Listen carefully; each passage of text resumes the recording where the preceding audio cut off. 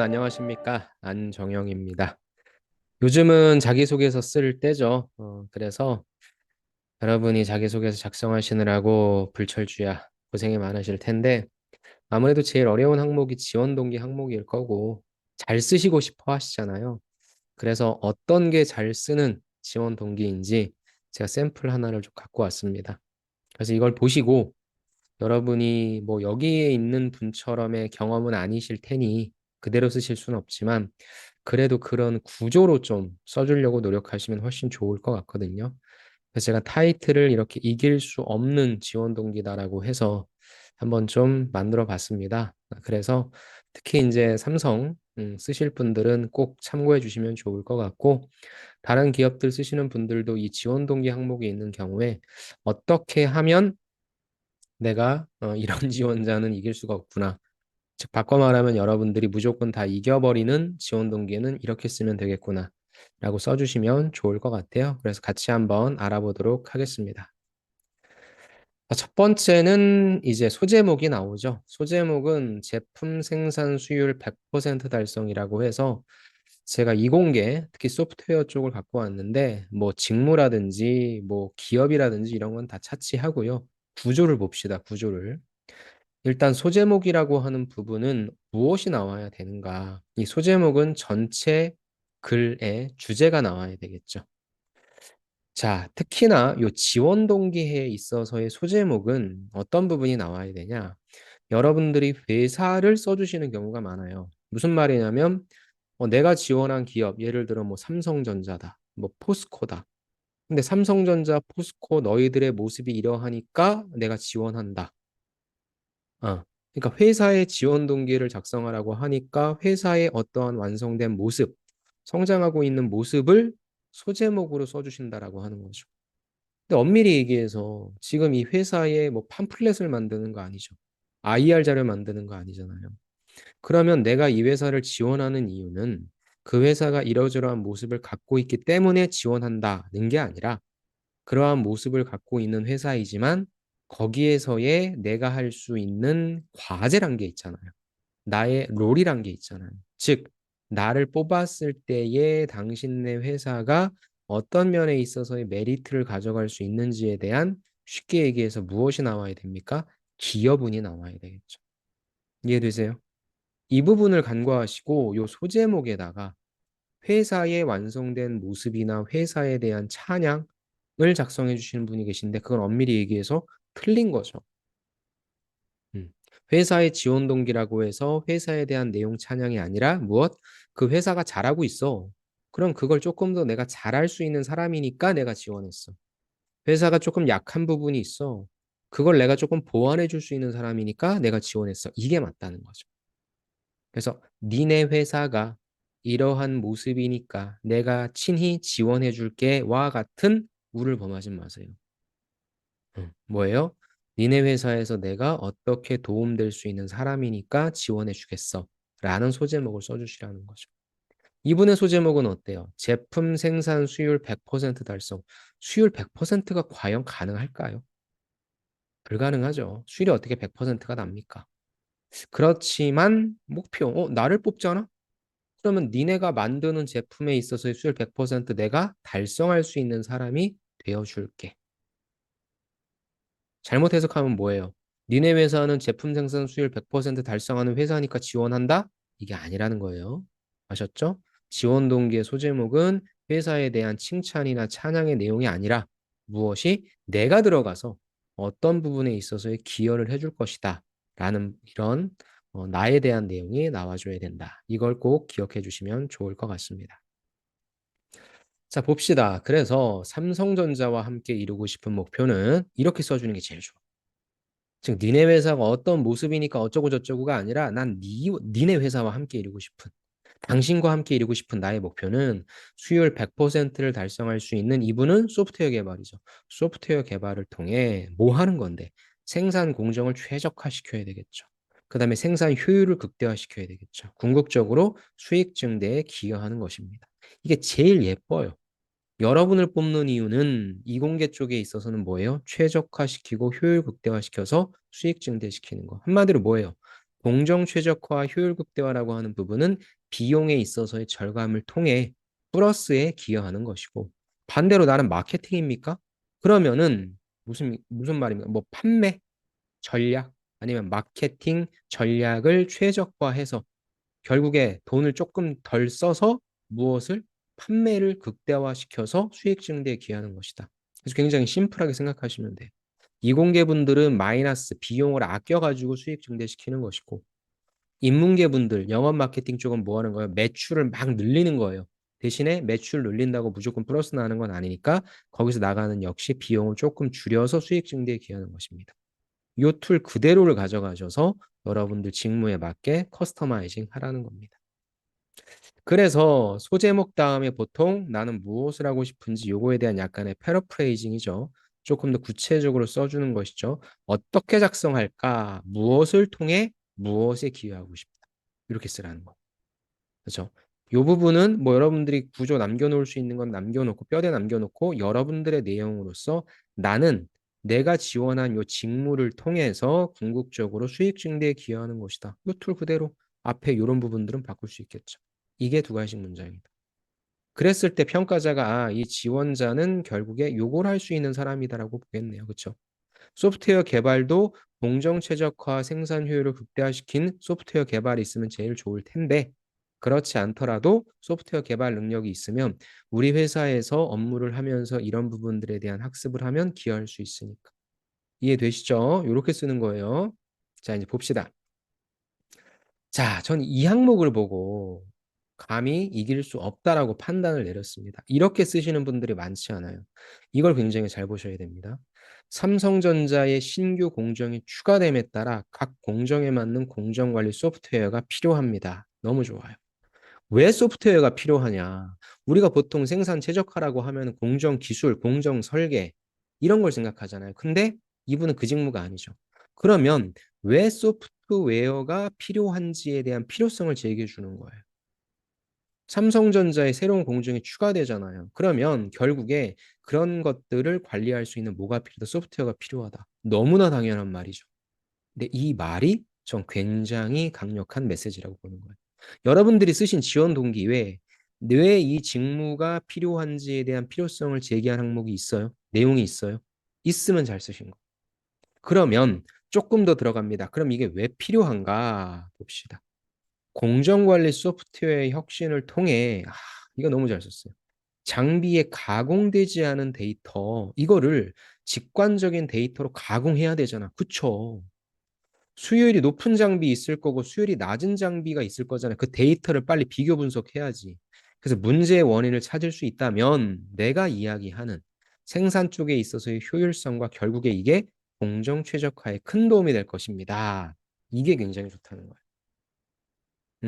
여러분이 해당 직무의 필요성, 해당 직무가 왜 이 일에 필요하신지에 대한, 이 일에 왜 필요한지에 대한 구체적 근거가 제시된 거. 정말 잘 쓴 거예요, 이거. 그러니까 당연히 필요하죠. 근데 내가 그냥 저는 소프트웨어 개발한 능력이 있습니다, 역량이 있습니다, 이거라기보다는 내가 이 해당 직무가 무슨 일을 하는지에 대한 이해도를 갖고 있다라고 하는 이 내용을 중간에 연결시켜 준다면 전 너무 좋은 것 같아요. 음.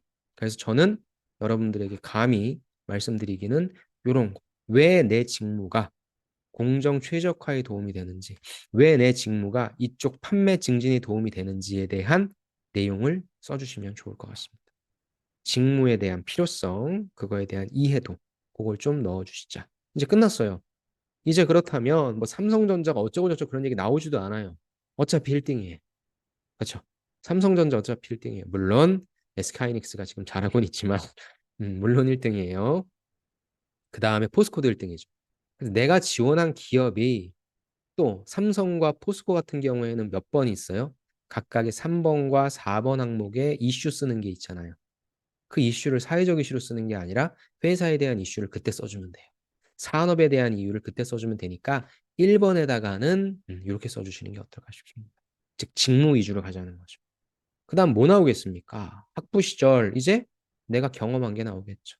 연구실에서 진행한 땡땡 공사의 무엇과 R을 기반으로 한 빅데이터 프로젝트에 참여했고 그 내용으로 졸업 논문 작성했고 그래서 이것만 했다는 게 아니라 이게 어떤 의미인지 써줘야죠. 이거 했잖아. 반도체 공정 대용량 통계 데이터 관리할 때 도움될 것이다. 좋죠. 즉 나는 이제 뭘 제시합니까? 내가 어떠한 경험을 갖고 있는지를 제시했죠. 어디에서? 연구실에서 있었던 경험. 이게 첫 번째 경험입니다. 좋습니다. 무엇을 하셨는지 개괄적으로 써주시고 그 다음에 그것이 어떤 도움이 되셨는지 써주시고요. 그럼 이걸 디테일하게 쓰면 안 됩니까? 디테일하게 써도 상관없어요. 그건 무엇에 따라서 여러분들이 이 경험을 몇 가지를 갖고 있느냐에 따라서. 근데 이분 같은 경우에 제가 1이라고 했죠. 그럼 2가 나오겠네요. 이 2에서 여러분들이 절대 이길 수가 없는 경험이 나옵니다. 이것이죠. 특히 반도체 공정관리 솔루션 업체에 입사하여 끝났네. 2년 8개월 동안 DFSM 제가 다 지웠습니다. 이런 제품을 담당해서 대용량 반도체 데이터를 처리 및 관리했고 이미 업무를 해봤잖아요. 못 이겨요. 뭐 S사, T사, B사, S사, G사 등 세계 굴지의 반도체 기업들의 공정 데이터를 직접 접하고 공정을 배웠습니다. 끝났죠. 뭐. 이게 두 번째 관련된 경험 제시인데 이걸 여러분들이 이길 수 있습니까? 이길 수 없는 거예요. 그렇다고 해서 무조건 이렇게 경력 있는 분들이 입사한다는 건 아닙니다. 신입을 뽑는 거기 때문에. 하지만 요즘엔 이런 분들이 시장에 많이 들어오고 있죠. 지금 경기도 안 좋으니 이런 뭐 업체 자체가 힘들 수도 있고, 아니면 경기가 안 좋으니 사람을 적게 뽑는다면 당연히 근무 경력이 있는 분들을 뽑을 테니. 그러니까 여러분들이 지금 이런 분들과 같이 경쟁을 하고 있다고 보시면 돼요. 그래서 경험이 하나도 없는데 제가 작년 하반기 때 붙었는데요. 이건 운빨이 되게 좋은 거죠. 약간의 긴장감은 갖자. 제가 드리고 싶은 말씀이 이겁니다. 이게 뭐 되게 잘 썼다라고 제가 말씀드리고 싶지는 않고요. 이런 분들이 시장에 들어오고 있으니 이거에 대응할 수 있는 내용을 써야 되겠죠. 그러니 아까 말씀드린 것처럼 1번과 같은 경험을 디테일하게 써서 아까 내가 해당 직무에 대한 이해도를 잘 했으니까 그 이해도를 바탕으로 이 경험을 그 이해도를 바탕으로 쓰는 거죠. 그냥 단순히 뭐 했다가 아니라 이 직무는 이런 거 필요한 거니까 그 직무에 필요한 내용을 그대로 투영시켜서 이 내용을 서술하셔도 상관없다는 거. 그리고 이런 분들과 같이 경쟁을 하실 것이기 때문에 이런 게 없다라고 한다면 여러분들은 요 내용, 요 툴 안에다가 넣을 수 있는 어떤 내용을 난 떠올릴 수 있을까를 생각하셔야 돼요. 만약에 없어요? 없어도 돼요.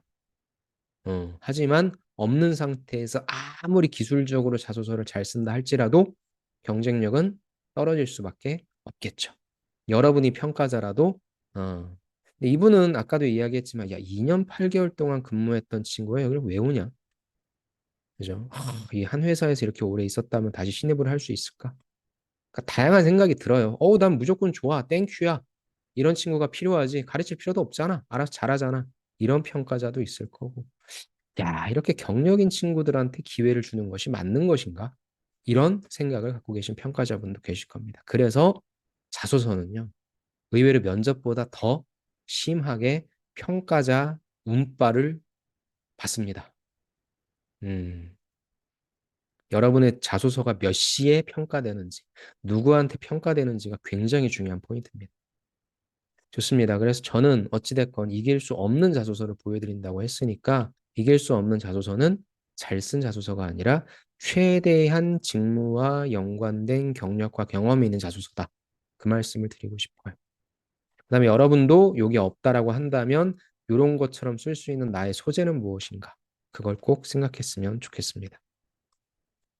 자, 결론 갑시다. 이러한 역량을 바탕으로 소프트웨어 혁신을 통해 반도체 100% 수요를 달성해서 삼성전자가 명실상부 최고의 반도체 전문 기업 이미지를 확고히 하는데 일조하겠습니다. 간단한 포부 제시했죠. 100% 수요를 달성할 수 있는지 없는지는 모르겠어요.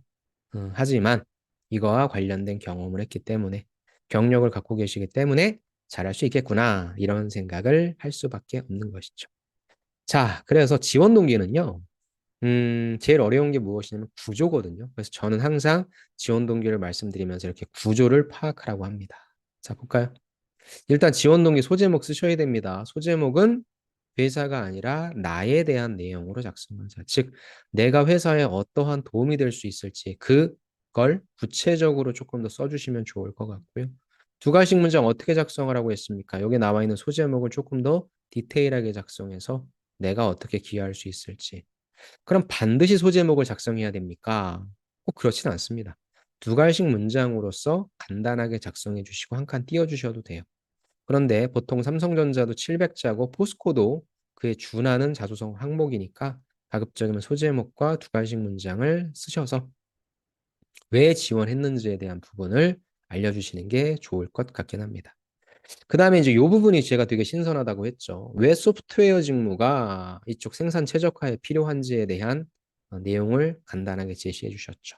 여기 굉장히 신선했고 여러분들도 바로 이거를 하기 위해서 이런 경험을 했다로 다이렉트로 가기보다는 중간에 이런 필요성을 하나 제기해 주시면 이 지원자는 해당 직무에 대한 이해도가 있구나라고 평가받을 수 있으니까 전 요걸 좀 넣어주시는 걸 추천드리고 싶고요.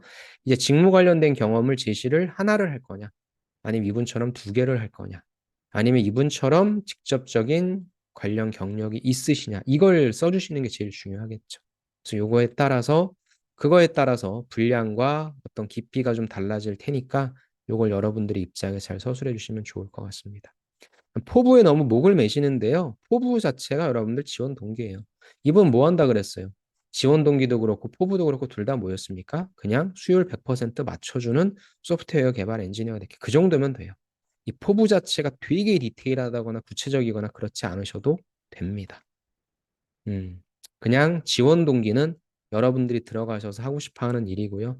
포부는 앞으로 그것을 하기 위해서 어떻게 노력하겠다. 뭐 이렇게 볼 수도 있지만 너무 그거에 스트레스 받지 마시고 여기서 하고 싶다는 걸 다시 한번 수미상관식으로 다시 한번 언급해 주셔도 좋을 것 같아요.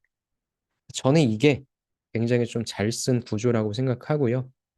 회사에 대한 정보를 무조건 써야 되는 건 아니라고 생각합니다.